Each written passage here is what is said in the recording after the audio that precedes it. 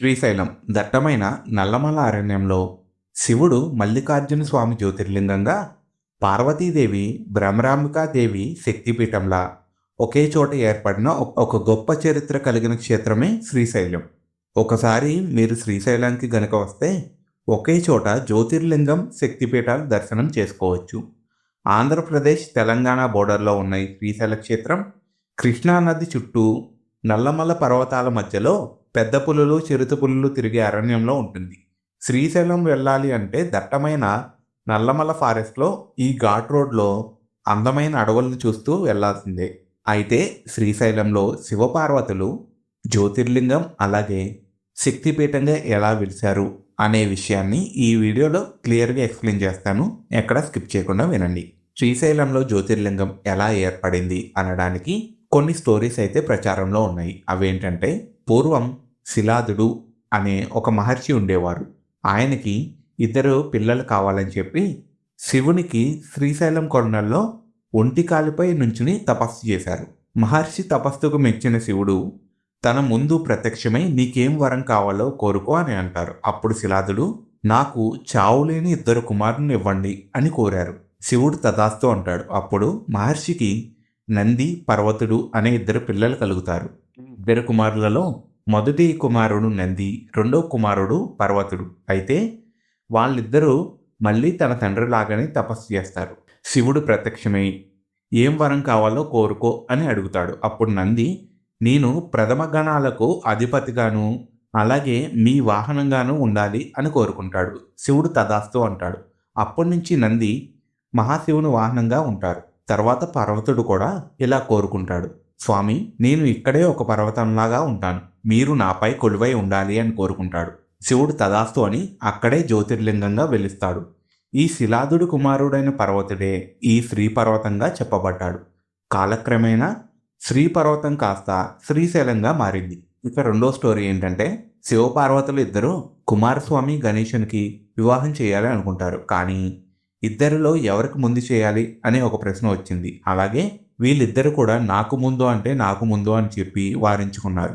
ఇప్పుడు మహాశివుడు మీ ఇద్దరికీ ఒక పోటీ పెడతాను. అదేంటంటే, ఎవరైతే ముందుగా ముల్లోకాలన్నీ చుట్టూ వస్తారో వాళ్ళకే ముందు పెళ్లి చేస్తాను అని అంటారు. కార్తికేయ స్వామి వాహనం నెమలి, అలాగే వినాయకుడి వాహనం ఎలుక.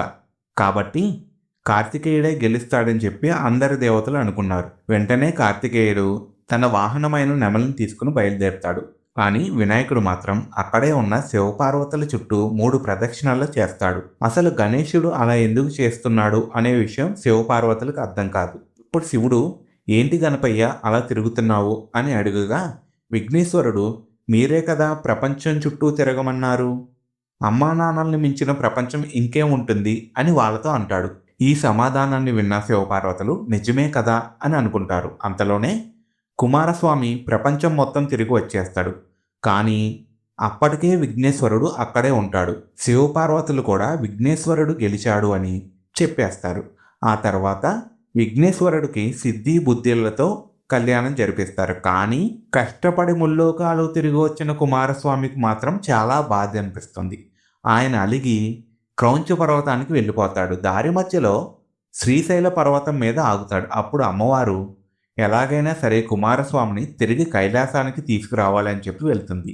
అమ్మవారు ఎప్పటికీ రాకపోయేసరికి పరమశివుడు కూడా వెళ్తాడు. కుమారస్వామి మాత్రం పార్వతీ పరమేశ్వరులు ఇద్దరు చెప్పినా సరే కుమారస్వామి నేను రానంటే రాను అని ఇక్కడే ఉంటాను అని చెప్పేస్తాడు. ఎంత ప్రయత్నించినా సరే కుమారస్వామి కదలడు. ఇక స్వామిని వెనక్కి తీసుకురావడం కష్టమని భావించిన శివుడు ఇంకా అమ్మవారు ఆ కొండ మీదే కొలువై ఉండడం మొదలుపెట్టారు. శివపురాణంలో ఒక వాక్యం ఉంది. అదేంటంటే, శివుడు ఒకసారి కైలాసం కంటే శ్రీశైలమే బాగుంది అని అన్నారంట. ఈ స్టోరీ స్కంద పురాణంలో, శివపురాణంలో అలాగే శ్రీశైల క్షేత్రస్థల పురాణంలో కూడా చెప్పబడింది. ఇప్పుడు ఇంకో స్టోరీ చెప్తాను, ఎక్కడ స్కిప్ చేయకుండా వినండి. అలాగే ఈ వీడియో మీకు నచ్చినట్లయితే లైక్ చేయండి. పూర్వం శ్రీశైలానికి చంద్రకేతుడు అనే ఒక రాజు ఉండేవాడు. ఆ రాజుకి చాలా కాలం పిల్లలు పుట్టలేదు. లేక చంద్రమతి అనే ఒక అమ్మాయి పుడుతుంది. అయితే తన పుట్టిన కొన్ని రోజులకే రాజు వేరే రాజ్యంపైకి దండయాత్రకు వెళ్తాడు. అలా 16 సంవత్సరాలు దండయాత్ర చేసి చివరికి విజయం సాధించి రాజ్యానికి తిరిగి వస్తాడు.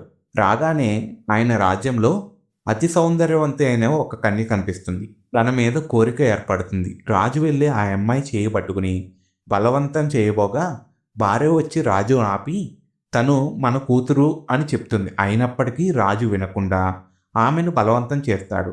ఇక చంద్రమతి అతని భార్య నుంచి తప్పించుకోవడానికి ఆ కోట చివరి భాగం దగ్గరికి వెళ్ళి దూకుదామని చూస్తుంది. కానీ కృష్ణానది రెండుగా చీలిపోయి మధ్యలో నీళ్లు లేకుండా అయిపోతుంది. అప్పుడు చంద్రమతి వెనక్కి తిరిగి శాపం పెడుతుంది. నువ్వు ఇప్పటికిప్పటికే ఒక పచ్చబండలాగా మారిపోవాలి అని. చంద్రమతి ముందు నుంచి గొప్ప శివభక్తురాలు కావటం వలన ఆ శాపం ఫలించి రాజు అక్కడికక్కడే పచ్చబండలాగా మారిపోతాడు. ఆ శిల అక్కడే పక్కనే ఉన్న కృష్ణానదిలో పడిపోయి కరిగిపోతుంది. ఇంకా అప్పటి నుంచి కృష్ణానదిలో నీళ్లు ఆకుపచ్చ రంగులోకి మారాయి. ఇంకా చంద్రమతి రాజ్యాన్ని వదిలి శ్రీశైలం అడవుల్లోకి వెళ్ళిపోయి అక్కడ ఉన్న శివలింగానికి నిత్యం పూజ చేస్తూ ఉండేది.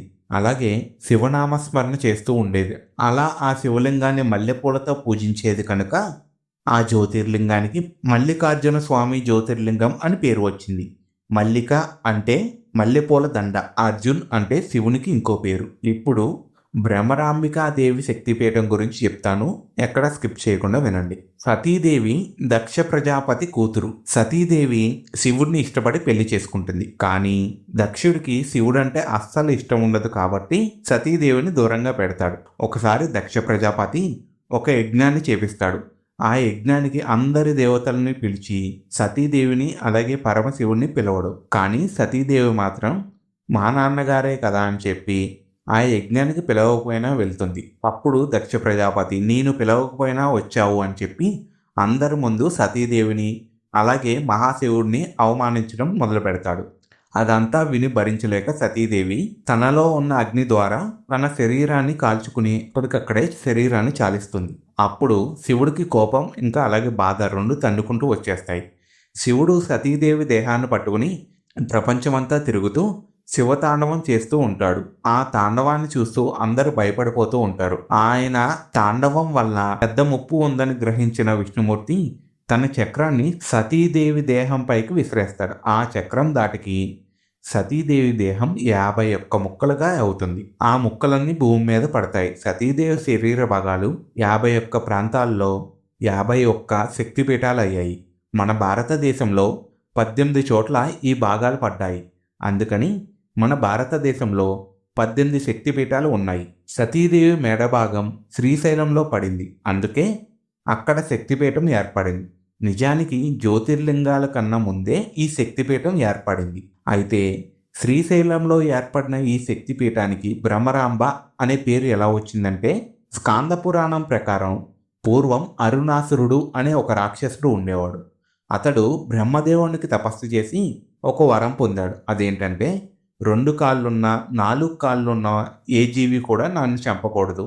అంటే మనుషులు జంతువులు ఎవరైనా సరే తనను చంపకూడదు అని చెప్పి ఒక వరాన్ని అయితే అడిగాడు. బ్రహ్మదేవుడు కూడా తదాస్తు అని చెప్పి వెళ్ళిపోతాడు. ఇంకా అప్పటి నుంచి ఆ రాక్షసుడు అరాచకాలకు ఆగడాలకు అంతనేది లేదు. దేవతలందరినీ ముప్పు తిప్పలు పడతాడు. ఇక దేవతలు అందరూ కలిసి అమ్మవారి దగ్గరికి వెళ్ళి ఆ రాక్షసుని అంతం చేయమని కోరుతాడు. కానీ ఆ రాక్షసుడిని 2 కాళ్ళతో అలాగే 4 కాళ్ళలో ఉన్న జీవి ఏది చంపకూడదు. కాబట్టి అమ్మవారు చంపలేరు. అలాగే అమ్మవారి వాహనమైన సింహం కూడా చంపకూడదు. కాబట్టి అమ్మవారు ఏం చేస్తారంటే 6 కాళ్ళు ఉన్న ఒక కీటకంగా అంటే తేనెటీగగా మారతారు. అలా తేనెటీగగా మారి లక్షలాది తేనెటీగలతో అరుణాసురుడిని చంపేస్తారు. ఈ తేనెటీగని భ్రమరం అని అంటారు. అందుకని శక్తిపీఠానికి భ్రమరాంబిక శక్తిపీఠం అని పేరు వస్తుంది. అసలు శ్రీశైలం ఎప్పటి నుంచి ఉంది అంటే అగ్ని పురాణం ప్రకారం సత్యయుగంలో హిరణ్యకశ్యపుడు అనే రాక్షసుడు అహోబిలం ప్రాంతాన్ని పాలించేవాడు.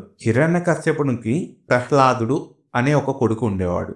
అయితే విష్ణుమూర్తిని ఎదుర్కోవడానికి అహోబిలం నుండి 200 కిలోమీటర్ల దూరంలో ఉండే శ్రీశైల క్షేత్రానికి వచ్చి హిరణ్యకశ్యపుడు తన శక్తిని పెంచుకోవడానికి కొన్ని శక్తుల కోసం మహాశివుడిని ప్రార్థిస్తూ తపస్సు చేస్తాడు. ఆ తపస్సుకు మెచ్చిన మహాశివుడు తనకైతే వరాన్నిస్తాడు. ఆ తర్వాత విష్ణుమూర్తి నరసింహ అవతారం ఎత్తి కశ్యపుడిని చంపేస్తాడు. ఆంధ్రపురాణం ప్రకారం త్రేతాయుగంలో సీతారామ లక్ష్మణులు అరణ్యవాసం చేస్తున్న సమయంలో వాళ్ళు శ్రీశైలంకు వచ్చారు. శ్రీరాముడు శ్రీశైలంలో సహస్రలింగాలు అంటే 1000 లింగాలను ప్రతిష్ఠించారు. ఈ 1000 లింగాలను ఆ గుడిలో అయితే చూడవచ్చు.